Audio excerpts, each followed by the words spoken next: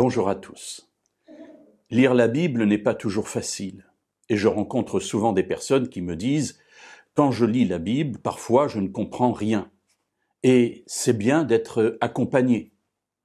Mais il y a là la crainte d'être face à des interprétations un peu particulières. On se dit « Oui, mais quand vous lisez, quand vous expliquez, vous interprétez. Et qui me dit que votre interprétation est juste ?»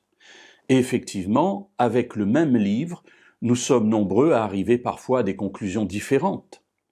Alors, y a-t-il interprétation ou non? Alors sachez, mes amis, que tout le monde interprète. Tout le monde interprète tout simplement parce que lorsque nous lisons le texte de la Bible ou quelque autre texte que ce soit, lorsque nous écoutons une conversation, nous la faisons passer forcément par le filtre de ce que nous sommes, de notre éducation, de notre savoir, de notre expérience. Et tout cela nous amène à interpréter ce que nous entendons en fonction de ce que nous sommes. La question n'est donc pas de savoir est-ce que nous interprétons ou non, parce que nous le faisons tous, mais est-ce que l'interprétation que nous apportons à tel ou tel texte biblique est conforme à la parole de Dieu? Est-ce qu'elle est conforme à ce que Dieu voudrait que l'on comprenne? Cette question est importante et la Bible en parle elle-même, et tout spécialement l'apôtre Pierre, qui écrit dans sa deuxième lettre au chapitre 1er et au verset 20 la chose suivante. Et demain nous verrons le verset 21 qui va compléter notre réflexion.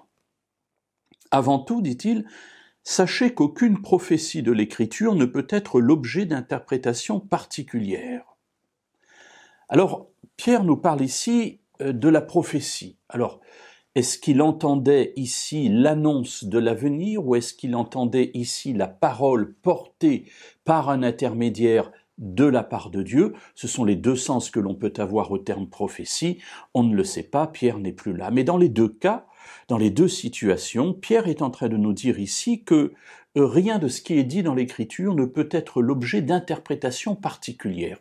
C'est-à-dire que je n'ai pas à choisir moi-même en me disant « tiens, celle-ci me plaît » ou « je préférerais celle-là » ou « il me semble que d'après ce que je comprends, ce serait… » Bien sûr, comme je l'ai dit tout à l'heure, nous interprétons tous, mais avec quelles règles?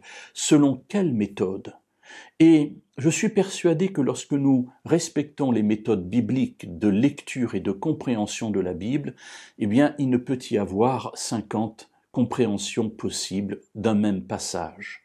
D'où cette parole que Pierre dit ici, « Sachez qu'aucune prophétie de l'Écriture ne peut être l'objet d'interprétations particulières. » Ce que nous avons à interpréter, ce que nous avons à transmettre de la part de Dieu, doit être conforme à ce que Dieu veut.